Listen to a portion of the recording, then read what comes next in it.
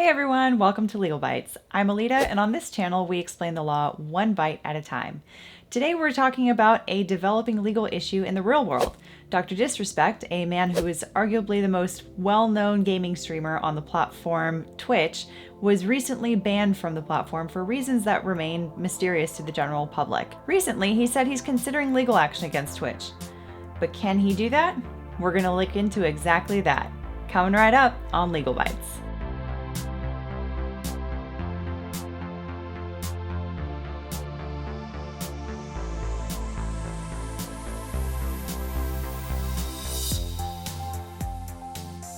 Okay, so there may be some people watching this who have no idea what the heck I'm talking about or why they should even care.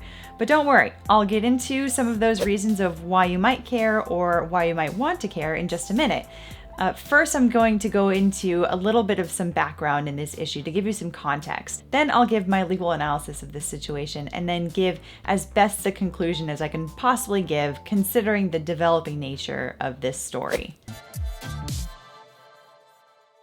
So my husband and I were watching YouTube videos the other night, and we came across a video by Rich at Review Tech USA talking about how DrDisrespect recently got permanently banned from the Twitch platform. I confess that when I first heard about this whole issue, I didn't know much about DrDisrespect at all.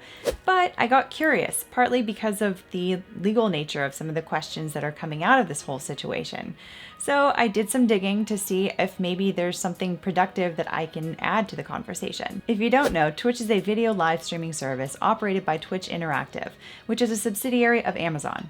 It was launched in 2011 and is primarily focused on video game live streaming. Over the years, Twitch has also started to expand into some non-gaming content, like broadcasting live music performances for artists like Steve Aoki. They've also done marathons of Bob Ross' The Joy of Painting and Mr. Rogers' Neighborhood. Twitch has seen some competition over the years, most notably Microsoft's Mixer. However, Mixer announced earlier this year that they were folding and apparently redirecting its users to Facebook Gaming. Twitch, it seems, is currently the biggest streaming platform out there and with very few signs of slowing down. And that's one of the reasons why it came as something of a surprise that Twitch banned DrDisrespect. DrDisrespect is the ethos played by real-life man Guy Beam. He took on the persona of DrDisrespect, it seems, for entertainment value. He's outrageous, bombastic, and wild. Between that and the wig, mustache, sunglasses, and overall getup that make up his brand, he's pretty entertaining actually. In March of this year, he signed a contract with Twitch where he agreed to stream exclusively on Twitch in a multi-year deal,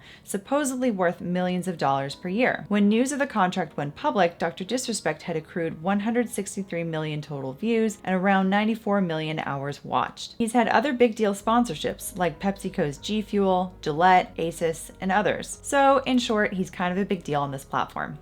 Or at least so as people thought. On June 26, 2020, DrDisrespect was permanently banned from the platform, and the reason has remained a mystery. Given the mysteriousness of the situation, all kinds of theories have started to crop up on Twitter and YouTube and other social media platforms. They range from the possibility that maybe he had some civil or even criminal liability that was so serious to get him kicked off the platform, to maybe he was just setting up some publicity stunt to roll into some bigger deal for himself. The YouTube channel Hoglaw theorized that maybe Twitch found some other people that they would rather sign an exclusive deal with, and so they wanted to get rid of DrDisrespect and free up some cash in order to sign a deal with someone else. It's interesting that just this week, Twitch announced that they signed a deal with the rapper Logic for exclusive streaming on the platform, not unlike the deal they entered into with DrDisrespect. So it could be that they wanted to free up some money. It could also be that they wanted a different kind of face for the platform. By signing with a Grammy-nominated musician, the deal with Logic could be Twitch moving away from the likes of caricatures like DrDisrespect and closer to the music industry. This could give them access to more live performance broadcasts and more. And given the way that this pandemic has gone and really dragged out, and how we really don't know what kind of permanent changes will result from this pandemic, there could potentially be some decent avenues for a streaming platform like Twitch to start making deals with musicians for future live broadcasts and things like that. But that is 100% speculation. There really is no concrete information out there from Twitch or from DrDisrespect on the reasons for the ban, or if they have anything to do with Logic at all. Logic meaning the rapper, not like, brain logic, obviously. So this leads me to the reason why this might be worthy of some attention, even if you are not so familiar with gaming live streams, or if you simply don't care about some guy who wears a wig and a mustache and goes by the name Dr. Disrespect. If you're a content creator, you might care because your income is tethered to social media.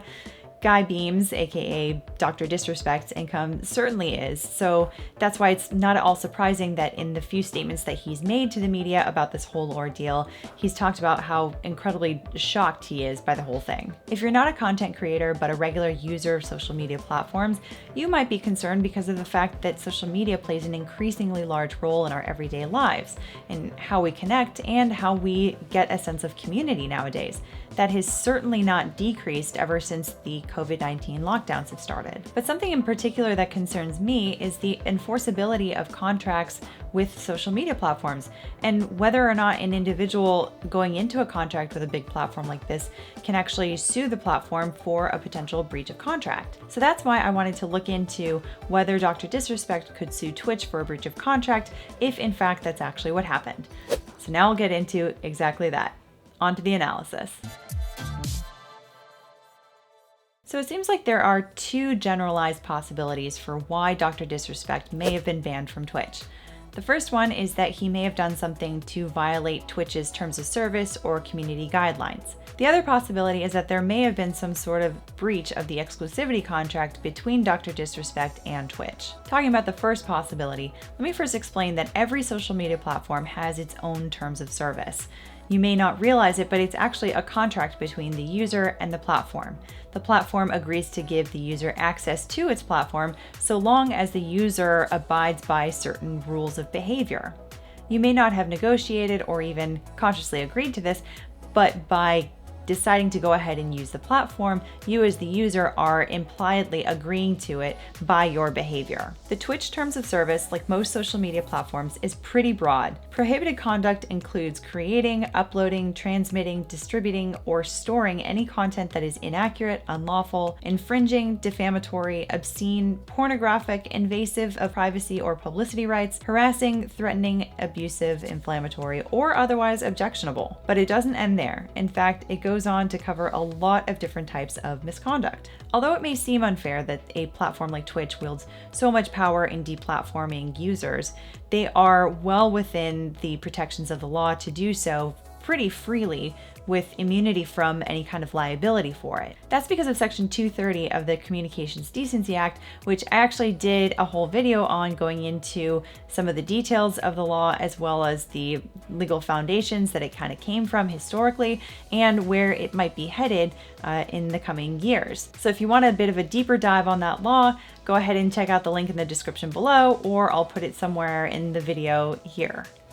But basically, suffice it to say that Section 230 of the Communications Decency Act gives social media platforms very wide latitude to moderate their platforms however they see fit, and users really can't do much of anything about it other than maybe trying to find another platform to use. Because of Section 230, the chances of a person successfully suing a social media platform for moderating their content is incredibly slim. So in the case of Dr. Disrespect, if he was banned because of some violation of the terms of service, he probably would not be able to sue Twitch for banning him. Or at least he could try, but the likelihood of winning, I don't think is very high. Now the wrinkle here is that Twitch's terms of service, just like pretty much any other terms of service document out there, is boilerplate.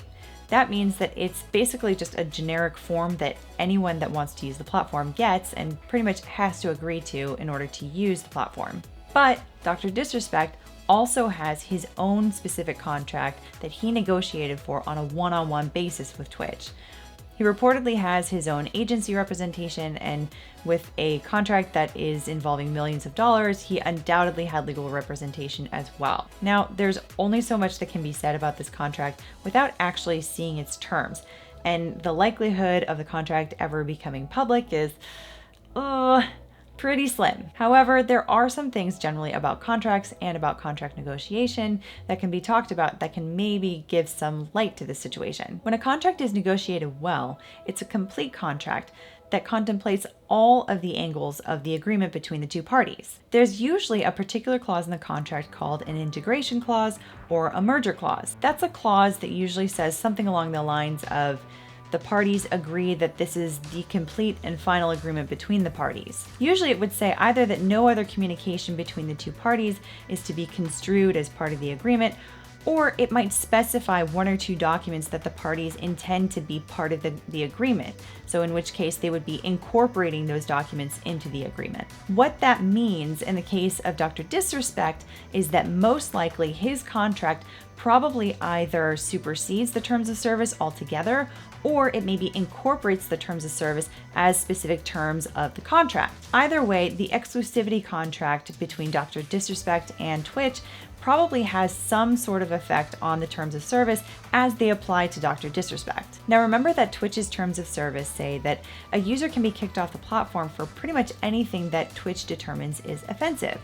Now, in a situation like Dr. Disrespect, where he's giving up some potentially other lucrative opportunities in order to bind himself to Twitch for all of his game live streaming, that is a particularly big vulnerability that he would have in agreeing to this contract if he's still bound to those same terms of service. So given how generic those terms are and how much of a disadvantage they would put Dr. Disrespect at in a deal that's worth millions to him, I can just say that if I were his attorney negotiating this deal, I would be working my hardest to try to, at the very least, pare down and define the ways in which he can get kicked off the platform. And that may very well be what happened here. Dr. Disrespect's representatives in the negotiation may have found a way to get Twitch to agree to not bind Dr. Disrespect to the terms of service. Or at the very least, they may have negotiated a way to sort of pare down or define or otherwise particularize the ways in which Dr. Disrespect can get kicked off the platform that may be unique to him. If that's the case, those terms would be laid out specifically in that contract. Then it seems that this issue is something other than just a general social media platform that's moderating its platform according to its terms of service. And that in turn means that the immunity that social media platforms enjoy under Section 230 of the Communications Decency Act might not apply in this situation. In other words, Dr. Disrespect could potentially sue Twitch for a breach of contract if that's actually what happened here. Obviously, without even seeing the terms of the contract, there's no way to know if a breach of the contract even happened, and if one happened, which side may have breached it. But if there was a breach of the contract, we may never know why that relationship ended. And that, in turn, could be why there's so much silence on this issue. Oftentimes, a contract like this would have a confidentiality clause, meaning neither party is allowed to talk about the specific terms of the contract. On top of the confidentiality clause, there could be other clauses in the contract that talk about dispute resolution between the two parties. So for example, the contract could require that they go through certain types of alternative dispute resolutions before filing a lawsuit, or in the place of filing a lawsuit at all. For example, it may require that they first go to mediation and then arbitration. Or it may say that they have to first go to mediation and then arbitration, and then one of them can appeal to file a lawsuit in civil court. And on top of that, it's also totally possible that maybe the parties are engaging in settlement agreements right now. If that's the case, again, we might never know what actually ended up happening because a settlement negotiation usually results in a settlement agreement, which of course is another contract and may also have its own confidentiality clause.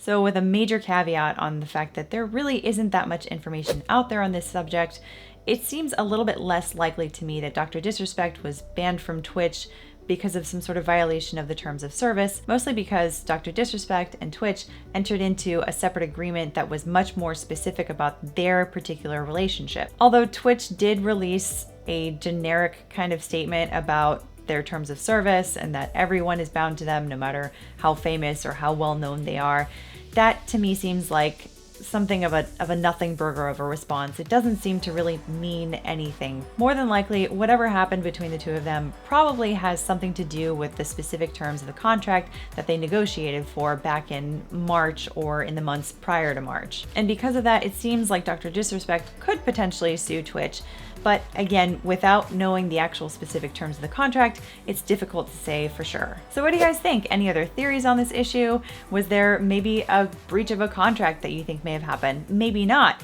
Do you not care at all? Let us know what you think in the comments below. Otherwise, if you want to talk about it on other social media platforms, you can hit us up there. A big shout out to Rich at Review Tech USA for talking about this issue. If I hadn't come across one of your videos talking about Dr. Disrespect getting banned from Twitch, I would not have known about it, and I wouldn't have thought to go in and research any of this. Also a shout out to Hoglaw for his legal analysis. He went into some of the terms of service and maybe some of the theories for maybe why Dr. Disrespect was banned from Twitch, and I found that super interesting. Finally, a big thank you to our supporters on Patreon. You guys are awesome, and your help goes a long way. If you enjoyed this video, hit the like button. It helps us with the YouTube algorithm gods. And if you're new to our channel and you want to see more, go ahead and hit the subscribe button and the notification bell. That way you can find out when the next video is coming. Thanks.